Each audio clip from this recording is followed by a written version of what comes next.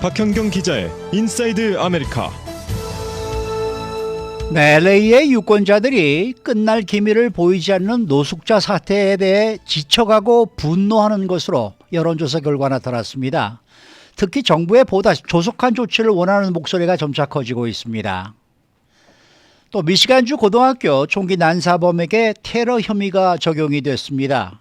학교 총격에 테러 혐의가 적용된 이유를 알아봅니다. 자, 박현경 기자. 네, 안녕하십니까. LA 지역에서 노숙자 사태는 이 주민들이 가장 심각하게 여기는 문제로 꼽혔다라는 그런 소식인데요. 네, 여러 문제들, 사안들 가운데 가장 심각한 문제로 꼽힌 게 바로 이 노숙자 사태였습니다. 네. LA 타임스와 LA 비즈니스 카운슬 인스티튜트이 함께 LA 카운티 등록 유권자 906명을 대상으로 여론조사를 벌였는데요. 그 결과 지역 사회가 직면한 탑 프로블럼, 그러니까 가장 심각한 문제가 바로 이 노숙자 문제였습니다. 네. 이번 여론조사는 2년 전 실시했던 조사를 업데이트한 건데요. 지난 2년간 팬데믹도 터지고 시와 카운티 정부가 노숙자 문제 해결하기 위해서 상당한 거금을 투입하는 등 여러 노력들이 있었습니다만 네네. 유권자들 인식은 그때와 별반 달라진 게 없었습니다. 전체 유권자 94%가 이 노숙자 문제를 심각한 또는 매우 심각한 문제로 여겼습니다.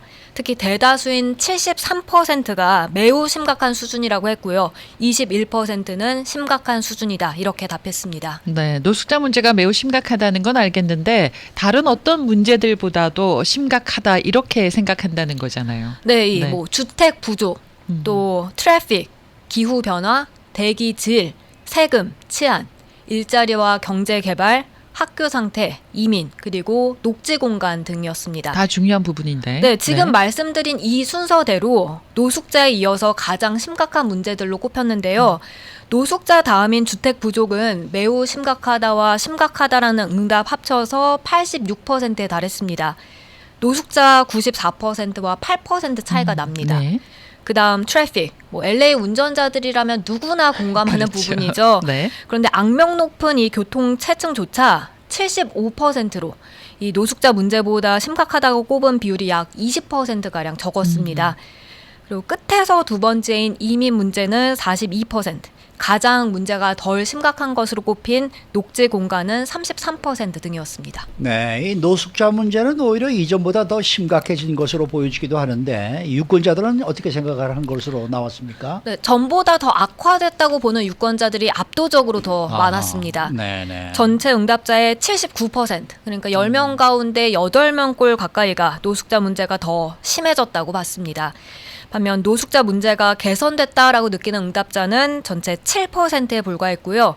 13%는 이전이나 지금이나 거의 비슷하다고 대답했습니다. 특히 이 노숙자를 직접 경험을 했거나 아니면은 노숙자인 사람을 아는 유권자 비율도 조사가 됐다고 하는데 어떻게 나왔습니까? 전체 유권자의 11%는요. 노숙 생활을 직접 경험을 했거나 네. 주택이 보장되지 않는 그런 경험을 해봤다고 대답했습니다. 그리고 노숙한 사람을 주변에 알고 있다는 비율은 25%나 됩니다.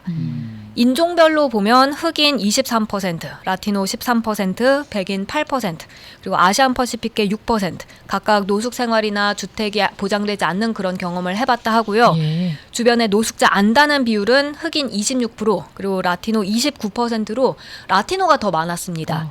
그리고 백인과 아시안 각각 21%와 19%로 비슷했고요. 그런가 하면 이 렌트에 사는 세입자들과 주택 소유주를 대상으로도 같은 조사가 이뤄졌는데요. 세입자 15%는 노숙 경험을 해봤다 했고요. 31%는 노숙자를 알고 지내는 것으로 나타났습니다. 그런가 하면 주택 소유주 역시 6%가 노숙을 해본 경험이 그래요? 있었습니다. 네. 네, 의외죠. 그리고 22%는 지인 중에 노숙자가 있다고 답했습니다. 이렇게 노숙 경험을 하거나 노숙자를 알고 지내더라도 상당수 유권자들은 노숙자 때문에 안전하지 않다라고 느낀다라는 얘기인데요. 네, 사실 LA 타임스는 이번 여론 조사를 실시해서 가장 파악한 키 파인딩, 그러니까 주요 열쇠가 이 점이라고 지적했습니다. 10명 가운데 4명꼴 가까이가 자신의 동네에서 노숙자들로 인해 상당히 안전하지 않게 느껴진다고 답을 한 겁니다. 좀 더 구체적으로 우려되는 사안을 얘기해달라고 했더니 많은 유권자들이 이렇게 대답했습니다. 거리에 소변과 그 배설물들이 있고 그로 인해서 악취가 심하고 자녀들의 안전이 걱정된다라고요. 네. 그렇게 걱정하는 주민들 가운데 사례 있으면 하나만 알려주실래요?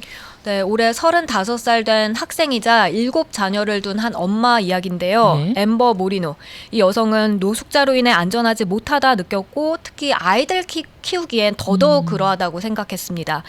더군다나 한 번은 자녀들이 자주 가서 노는 한 공원이 있는데 거기서 이 화재가 발생한 겁니다. 예. 노숙자가 이제 캠프를 하면서 발생시킨 거였습니다. 네. 그 후로 더더욱 위험하다 느꼈고요. 결국 올해 이 말비스타 지역에서 샌퍼난도 밸리로 이사했습니다.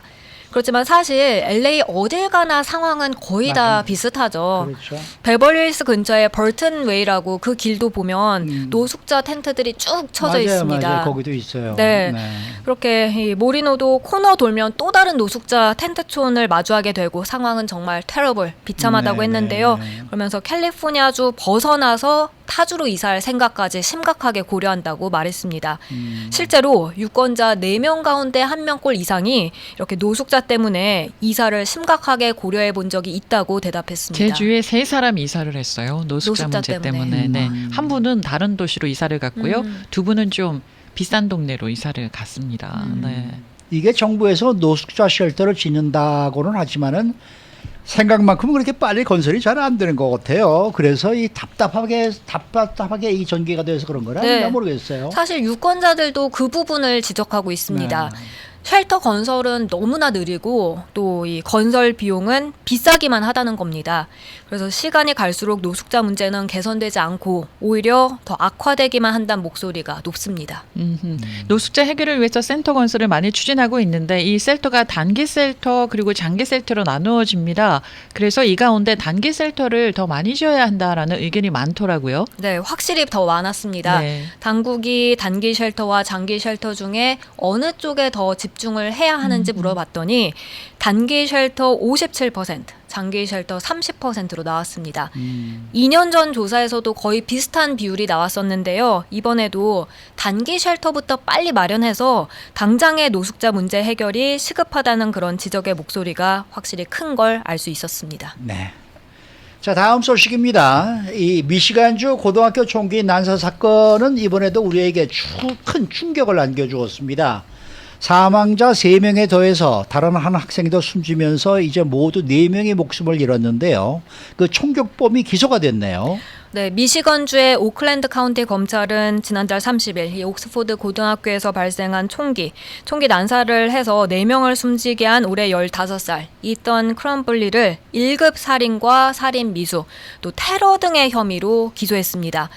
지난 2002년 미시건주에 제정된 대테러법이 적용된 건데요. 911을 계기로 해서 주별로 자체 대테러법을 제정하는 흐름이 이어졌었는데 사건 이듬해인 2002년에만 27개 주가 대테러법을 만들었고요. 미시건주에서도 역시 이 대테러법이 테러를 폭넓게 규정하고 있어서 이번에 이 같은 기소가 가능했다는 분석이었습니다. 네, 그러면 미시건주 대테러법은 테러를 어느 정도로 폭넓게 규정을 하고 있는 건가요? 네, 민간인을 위협, 강요하거나 아니면 위협, 강요 등을 동원해서 정부 활동에 영향을 미치려는 의도 또한 이 테러 행위 대상이 됩니다. 처음 적용된 때는 2012년이었는데 한 남성이 고속도로에서 20여 대 차량을 향해 총을 발사한 사건이었습니다. 그것도 테러로 규정을 할 수 있는 맞습니다. 거네요. 네. 그리고 학교 폭력에 처음 적용됐던 건 2005년 이 10대 청소년이 메콩 카운티에 있는 한 고등학교에서 학살을 모의한 혐의로 기소됐을 때였습니다. 네. 네, 이 다른 주에서 이 정부를 대상으로 한 보복 행위만을 테러로 규정하는데 그것과는 좀 대조적이 되겠네요. 맞습니다. 네. 지난 2018년에 플로리다주에서 학교 총기 난사 사건 기억하실 네, 겁니다. 네, 네. 당시 17명이나 목숨을 잃었는데요. 그땐 범인에게 적용된 혐의에 테러가 포함되진 않았었습니다. 네. 하지만 이번에 미시건주 사법당국 관계자들은 일제히 학생들의 정신적인 충격 등을 언급하면서 이번 범행이 테러 행위에 부합한다고 설명했습니다. 정부를 겨냥한 테러 의도를 넘어서서 민간인 대상이라 하더라도 그 피해가 상당하면 테러로 규정할 수 있다는 설명입니다. 캐럴 맥도날드 오클랜드 카운티 검사는 이번 사건을 두고 흔하거나 일반적인 혐의가 아니라면서 피해자는 단지 사상자 11명에 그치는 게 아니라고 강조했습니다. 그러니까 직접 총에 맞지 않더라도 다른 학생들도 피해자가 생기면은 그 피해자도 테러에 준하는 피해자다 이렇게 정리할 수가 있겠네요. 맞습니다. 네. 사실 맥도날드 검사는 범행 당시 예. 뭐 총에 맞진 않았지만 비명 지르고 또 책상 밑에 숨고 대피한 그런 아이들은 어떠한가라고 물었습니다. 그리고 지금 집에서 먹거나 자지도 못하고 학교에 다시 발을 들이는 세상을 상상조차 못하는 그런 아이들은 또 어떤지 언급하면서 심각한 피해 상황을 들었는데요. 이 오클랜드 카운티 셰리프국도 이 크럼블리에 대해서 100% 테러 혐의 적용된다고 말했습니다. 부모든 교사든 학생이든 총에 맞지 않았다고 해서 테러를 당하지 않았다는 건 아니고 평생 악몽에서 벗어날 수 있는 것도 아니라고 강조했습니다. 이렇게 크럼블리는 지금 테러, 살인 등 혐의가 인정되면 최고 종신형까지 처할 수 있는 상황인데요. 지금 무죄 주장하고 있고요. 그리고 검찰은 총기 제대로 간수하지 못한 부모에 대해서도 역시 아하. 기소 검토 중에 있습니다. 네, 수고 많으셨습니다. 감사합니다. 박현경 기자였습니다.